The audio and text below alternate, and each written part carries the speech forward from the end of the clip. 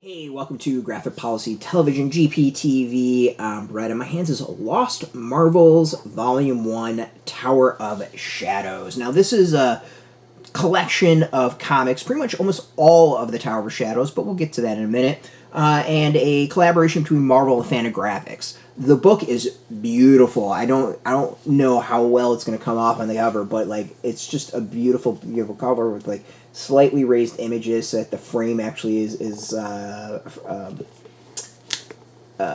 some depth to it, and the same on the back as well. It's beautifully put together book. So for those who don't know, Tower of the Shadows was launched, I think, in '69. The Comics Code had existed. It eviscerated horror comics. For those who don't know, there was a point where you couldn't do certain things in comics, having horror being one of them, vampires, werewolves, stuff like that. By the end of the 60s into the 70s, the Comics Code started kind of losing its grip. DC launched some of its stuff, and then Marvel launched a bunch of titles, this being one of the first. Eventually allowed them to do like Werewolf by Night and Ghost Rider and stuff like that. But this was kind of the dip in the toes of that.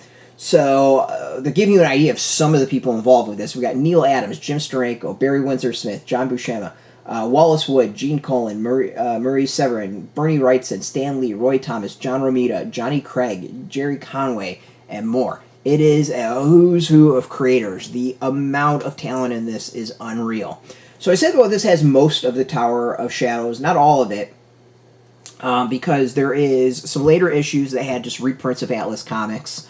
So they didn't include those. And then there was a couple of stuff that was adaptations of H.P. Lovecraft. And the intro of it, they talk about how there were some legal questions of whether or not they could reprint those. And they're hoping to be able to do that maybe in the future, but they couldn't do it for this. And there's clearly a want of being able to do all of it at some point. They just couldn't, without maybe getting into some deep crap. So the volume brings us the stories and covers from Tower of Shadows in color. It's got some background. It's good. So they give idea. So the Tower of Shadows is basically EC Comics. It's like Tales of the Crypt, but Marvel. It's that type of thing of the creepy tale. Something happens. The person learns a lesson. At the end. Maybe this time or next time they won't do so and so, that sort of stuff. It's really good. So it opens up with a history, a lot of history. It is a massive amount of intro to it, and it's cool. It's got some photos of creators. I'm going into it and kind of the what came after and all that stuff. So it's really cool diving into the history. So it is fantastic giving history, and then there's the comic themselves. The first one is a story edited by Stan Lee, but it's written and illustrated by Jim Steranko. So you can see, and as I said, like it is very, very like Tales from the Crypt. These two. The opening story is about this kind of wimpy-ish guy who apparently murders his uncle to try to inherit the house, and he's got a horrible wife who really wanted him to do all this and kind of controls him and pushes the husband because she wants all the money in the house. And there's, of course, twist at the end. There's other stuff with, like, robots. There's things with scary creatures. It really runs... It's a mix. Like, this isn't a straight thing of just being like, it's all vampires and monsters. And no. Like, there's weird sci-fi tales that have twists to it. Like, it's all the big thing that like really ties it all together. It's all tragic stories that have some twist at the end. Pretty much that's the thing that connects everything. The art is awesome. Like, these are some of the best artists to ever do comics, right? Like, this is a who's who.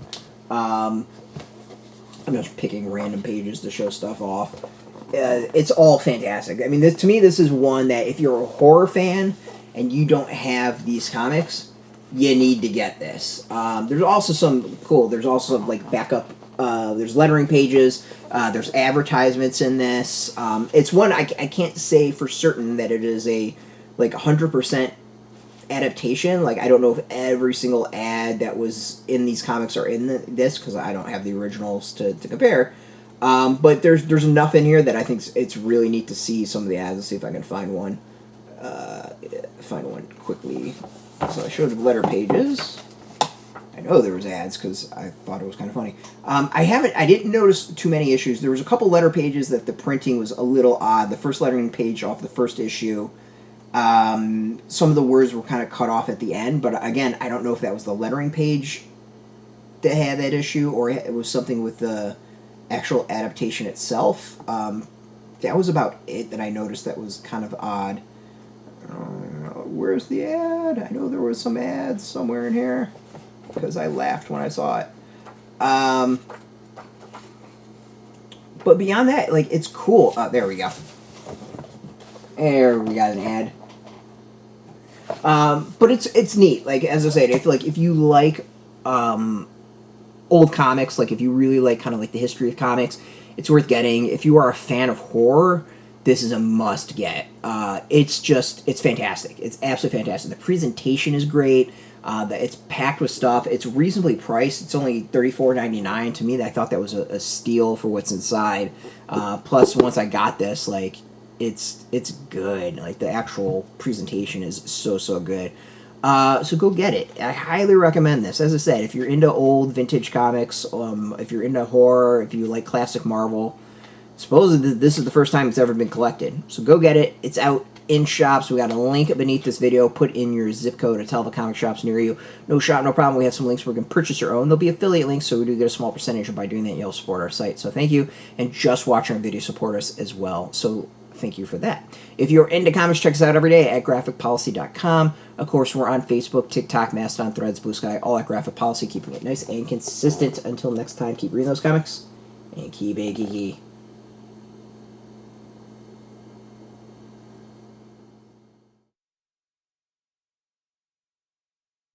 Hey, thanks for watching the previous video from Graphic Policy Television. Just by watching, you help support our site. Thank you so much. Now, if you're watching these videos, you probably care about geeky things like movies, television, comic books, toys, games, video games, you name it. You can go and subscribe right now to our YouTube channel to stay in touch and catch all the new videos, or check out our website at graphicpolicy.com. There's a nice link on this end of the video. But as always, thank you for watching. Keep on rocking and keep it geeky.